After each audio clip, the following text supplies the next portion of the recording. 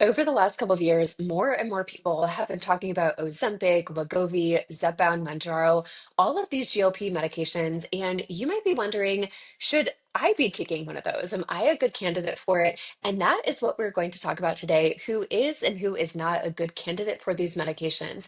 I am Dr. Sarah Stamba, board certified obesity medicine physician, and I'm excited to dive into this today with you.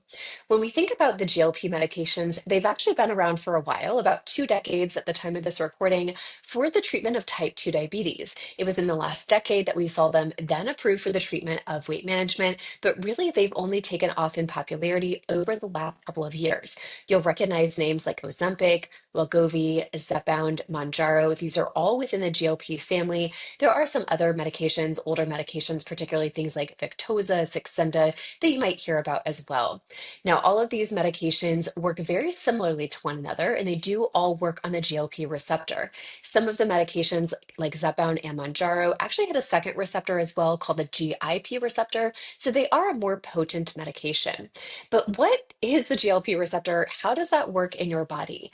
Now, we know that we have GLP receptors located in a lot of different parts of our body, predominantly in the gastrointestinal system, as well as in the brain. A lot of times when we think about appetite regulation, we think about our stomach, like, oh, my stomach's growling, or I'm hungry. And that certainly can be true, but a lot of our appetite is regulated from within the brain. So a lot of our hunger and satiety pathways are regulated within the brain, and there is a gut-brain signaling that happens that helps to regulate before and after meals about hunger signaling. So GLP works within that brain on that hunger and satiety or fullness pathway. It also works in the gastrointestinal system, and we see things like change in GI transit time. So food that you eat sticks with you a little bit longer. This can also create some of the common side effects like constipation. We're not going to go too much into side effects as part of today's video, but don't worry, you can find that in some of our other videos coming soon. And with side effects like constipation, but the GI transit time, such that food that you eat stays in your stomach longer, it sits with you for a longer period of time. And so you may feel full for a longer period of time. You may find that you get full more quickly, and you might find that you get hungry less often because that food is sticking with you a little bit better. There's also an improvement of insulin sensitivity, and this is very meal dependent in that when you eat, your body has a more efficient response with insulin, so you're able to process away that energy for later. And all of these things work together such that people who are taking these medications will feel that they are less hungry less often. When they do eat, they feel fuller for longer. And a lot of times, hunger is this physiological and psychological combination event, and people will experience that they notice a difference in terms of their desire for food, their cravings, their urges, that type of thing. And so there's these changes where they're feeling less hungry less often, getting full more rapidly, and having less cravings. You hear a lot of people refer to that as food noise. So just not constantly thinking about food, planning the next meal, making all the like, oh, when is it going to be time for me to eat that next thing? So it can be really mentally freeing to be on these medications. Now, officially, who is supposed to take these medications? Now, of course, all of these medications are approved for the treatment of type 2 diabetes. They are also approved, or some of them are approved for the treatment of weight reduction. So let's go through some of the different medications. Interestingly, Ozempic, which has been the poster child for this movement, is a medication that is FDA approved for the treatment of type 2 diabetes. Now, just because it's technically for diabetes does not mean it cannot be used for other things. And of course, we find that it is often used for things like PCOS and weight management as well. This medication is also approved for weight management as Wegovy. So Ozempic and Wegovy are exactly the same medication as one another. Those are both semaglutide medications. Zepbound and Mounjaro similarly are identical to one another. Zepbound and Mounjaro are both tirzepatide products, with Zepbound being the weight version and Mounjaro being the type 2 diabetes version. So all of these medications are can be very effective and are used commonly for the treatment of type 2 diabetes. They are also officially approved for the treatment of chronic overweight and obesity. Technically, the definition of this looks like a BMI of 30 or higher, or a BMI of 27 or higher with a weight-related comorbidity. Those can be things like high blood pressure, high cholesterol, arthritis, polycystic ovarian syndrome. A lot of different conditions can meet that comorbidity criteria. So if you do have another comorbid condition, you can certainly talk to your doctor about that. And beyond that, though, what we know is that there may be people who do not traditionally meet either of those criteria who may actually be pretty good candidates for the medication. When I'm talking to a patient and trying to decide would they be a good fit for the medication, what we're looking for is one, do they have extra body weight? Have they gained weight over whatever period of time, whether it's a long period of time or over a certain life change. So, very commonly for women after menopause, for example, noticing that they're having weight gain, and when that is associated with metabolic disease. When I say metabolic disease, I'm looking at things like blood sugar, cholesterol, where our weight is stored, as well as things like blood pressure and that. So when we think about blood sugar, a lot of times people are looking at hemoglobin A1C. This is a measurement of your blood sugar over 3 months period of time. It can tip into type 2 diabetes category with an A1C of 6.5 or higher. Prediabetes is in the range of 5.7 to 6.4, and then normal is anything less than 5.7. What I really commonly see, though, is that patients may fall into this criteria where even if their hemoglobin A1C is normal, let's say it's 5.6, it's kind of right on that border. They've been seeing elevated blood sugars over a period of time.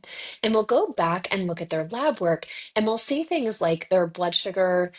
Fasting blood sugar can range between 60 and 99 typically to be considered normal, that we'll see that their levels are consistently like 90, 95, 98, 99, maybe starting to tip over into the low 100s, 102, 104.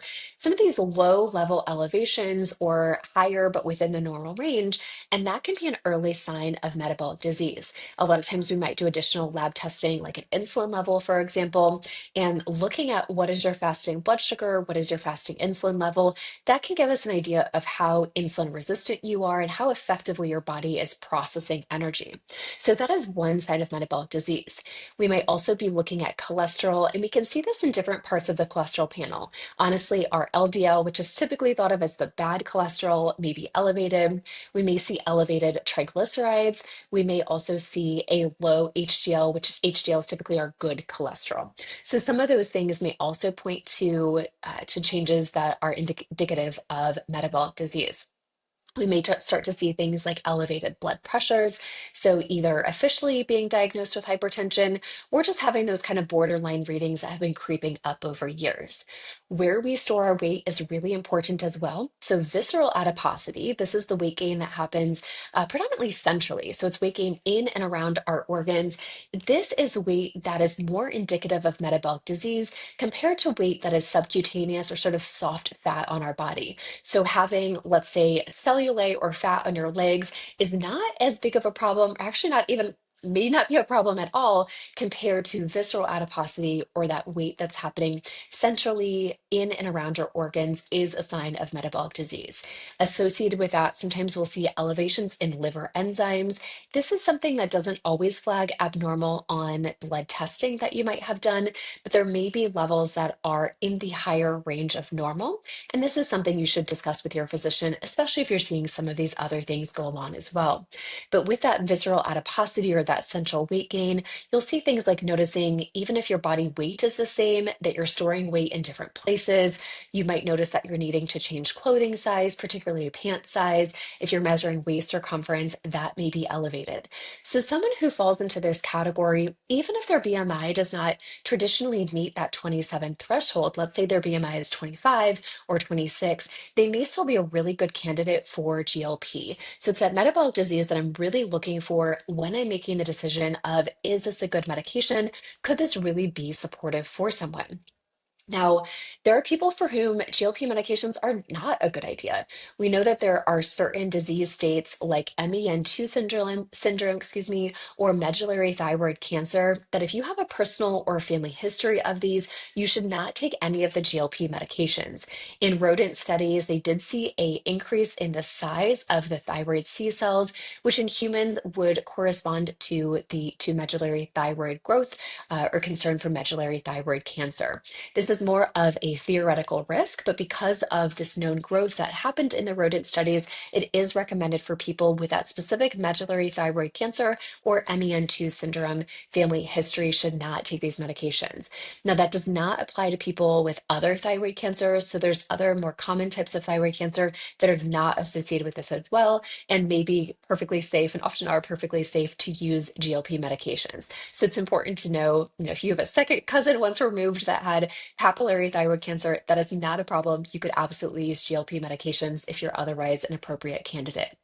Also, these medications, because of the known change in GI motility and side effects that can happen, they were not studied in patients with a history of severe gastrointestinal disease, including gastroparesis. So, someone who already has a history of gastroparesis should not use these medications. We do know that people who have a history of acute pancreatitis, particularly if it's been recurrent and there's not been a clear reason for why that has occurred, we do want to be careful and proceed with caution about using these medications, and patients with that history may not be the best candidate. We also know that patients who are pregnant or planning to become pregnant in the near future would not be good candidates for the medication. And then certainly there may be other situations where you and your doctor decide if it is or is not a good fit for you. So when we think about, okay, it sounds like I might be a candidate for these medications. Should I get started? What are some of the things that you'll want to consider before you start taking a GLP medication? I think, especially in the time that we're in right now, cost has to be a factor. We know that there is improving insurance coverage for these medications, but the cash pay price for these medications can still be pretty costly. And when we look at the treatment of these medications, they are designed for long-term use. And so we do want to make sure that when you think about that cost investment, that's one you feel comfortable making for the long term. I think one of the things that's been really exciting is over time, we've slowly seen decreases in the cash pay prices. We've seen improvement in coverage for these medications, but it is still a consideration. Do you have insurance coverage? What is the cash pay price? Is that in line with your budget? Making sure you understand that. I also really want people to think about what long term looks like as well. I think in our diet culture, there's so much conversation around like being really intense in a program for a period of time and then you're done. I'm really looking at using these medications in a long-term fashion. Now, we'll talk about at other times what it looks like for short-term or intermediate-term use versus long-term, but really these medications are designed for long-term use. And so if you're going in saying, hey, I know I just want to take this for 3 to 6 months, you may not be the best candidate for these medications. I also don't want to think of them as any sort of, rapid weight loss journey or any sort of quick diet plan fix. When I think about someone's weight trajectory, I want to make sure that they're losing weight slowly, and really big air quotes on that because it doesn't actually have to be slow, but sometimes we want the weight loss journey to go really, really quickly. We have this desire of losing 2, 3, 4 pounds per week. And the reality is that rapid weight loss can have very serious consequences. For one, are you able to adequately fuel your body? If not, your body might feel really run down, like feeling fatigued and tired all day long, feeling cold, just feeling like you have absolutely no energy if you're not able to fuel your body. So you don't want to have appetite suppression to the point where you're just not able to eat anything, even if that could potentially cause rapid weight loss. For one, that will slow down quicker than you think. And for two, you're going to feel miserable during that time. A lot of times as well, when we think about what was the interval of time in which you gained the weight, it doesn't usually happen overnight. Typically, if we look back, someone gained weight over the course of many years, sometimes even many decades. And I'm not saying it has to take decades to lose the weight, but there's no reason that we need to rush the journey as well. For the average person, losing weight in a trajectory of 1 to 2 pounds per week, it's going to be a really safe and effective way in order to do that, to feel good, to feel like you're able to adequately fuel your energy levels. And if you're trying to rapidly lose weight and then discontinue these medications, I'm worried that you'll just be set up for a situation where it's just another failed diet or another kind of yo-yo up and down that can happen. So slow is good. Slow, again, major air quotes, 1 to 2 pounds per week is often an excellent trajectory. And as you lose more weight and you now have less weight on your body to lose, You might realize that the trajectory slows down even more, and that's okay. Your body is not meant to just consistently, every single time you step on the scale, to be lower and lower and lower. You are going to see that things slow down eventually, and your trajectory is not always going to be linear. So there will be some ups and downs in the journey. But when we take a step back and say, let's say like on the first of every month, and you look sort of month over month, have you lost at least 4 or 5 pounds over that month? If the answer is yes, that is awesome. And you can absolutely keep going with that trajectory that you're on. So that is what I'm typically looking for. But all in, lose a lot of weight quickly and then stop the medication, that is absolutely not the goal. So we do want to make sure that someone is adequately prepared for what is the healthiest way to support themselves during this weight loss journey. Alongside of that, we're thinking about GLP medications as just one tool in the toolbox.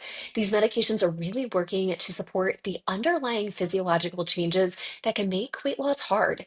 When you have chronic metabolic disease, you're dealing with insulin resistance, you have those elevated blood sugars, elevated waist circumference, some of the stuff we were talking about before.